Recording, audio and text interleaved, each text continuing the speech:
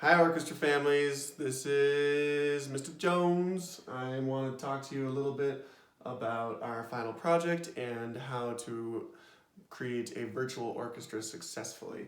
To do so, we will be using a program called Smart Music, which is an amazing tool, but not always the most user-friendly. So I'm going to walk you through a little bit of how to use Smart Music, talk you through my mindset and how we're going to achieve this successfully and get a high-quality product from every student.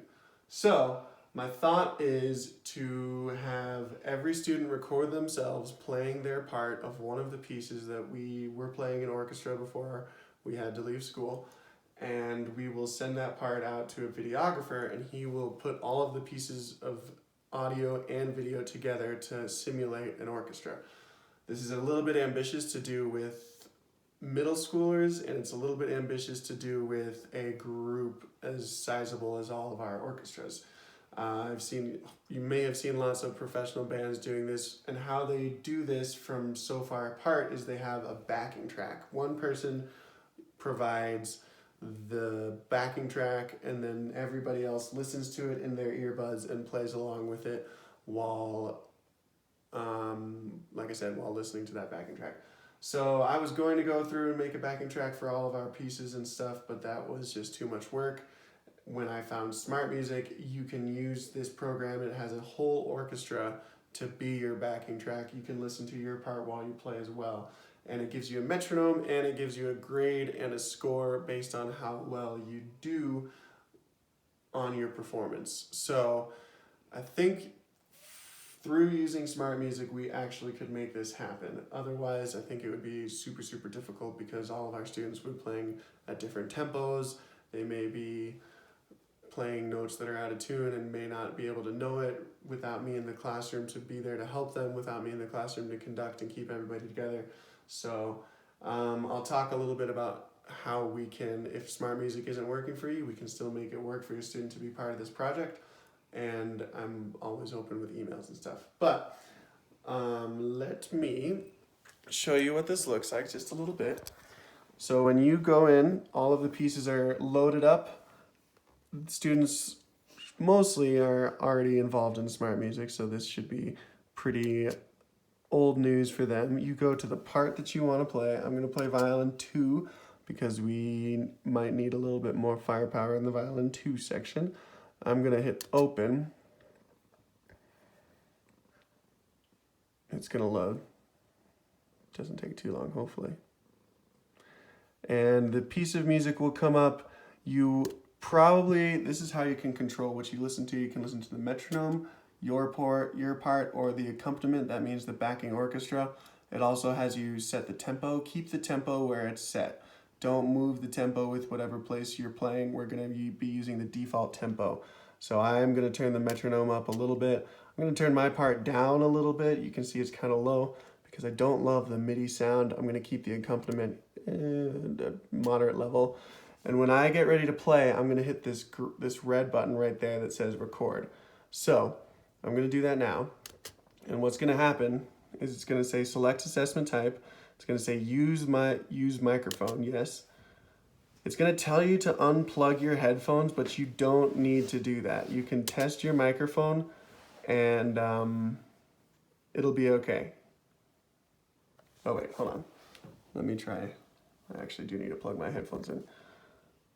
No, you can keep your headphones in, I swear. Yeah, so you'll hear a little sound in your headphones. Great, you're ready to perform. So I'm gonna hit start. My lovely lady is gonna help because iPhones are stupid and they don't let you flip the camera, so this is kind of a two-person endeavor. You'll notice that I'm wearing somewhat nice clothes, a little bit fancier than my normal attire. I want to treat this as a legitimate performance from the best that you can do.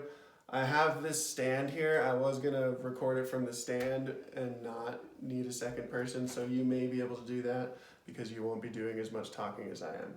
But I'm gonna play the piece. Make sure your instrument's in tune before you start playing because you'll get knocked off for all of your open strings if it's not. So this is how we'll do it. Try not to have the computer in the screen. You can hear the orchestra behind you through your headphones. You'll play along to the orchestra and you'll get a good rating. I'll show you where to find the score. I'll play through the second violin part real quick. You don't have to watch that if you don't want, but students, remember, just keep it crispy. I don't want to talk too much about that, but you know. So here we go. This is Starfleet Violin 2.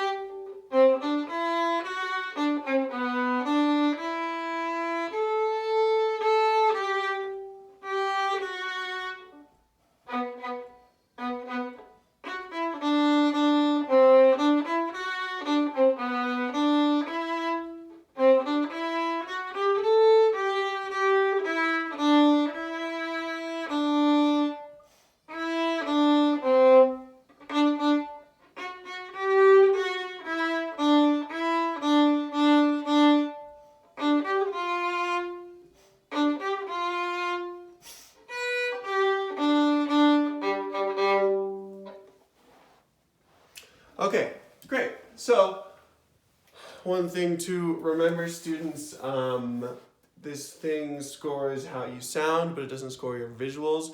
Please try to actually use your bowings. I know this piece has a lot of retakes. It'll look a lot better if we're actually using our bowings. So, let me show you what it looks like after you're finished. Your score comes up in the top left. I got a 97%. That is an absolutely fine score to submit for a final product. Please try and if you need to take a couple times to get a high enough score, go for it. You have 2.5 weeks to make sure that you have a high quality product, and we've played through these pieces enough in class. That should be plenty of time. You can manipulate the tempo to practice, but remember, we're all going to be using the default tempo. And so when you load the piece, that's the tempo that you'll use to record.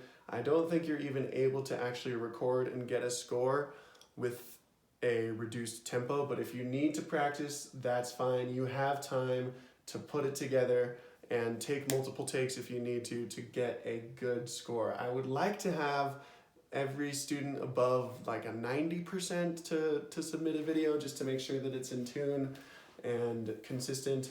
I know it's a little bit tricky. There were a few notes that I squiffed up because of how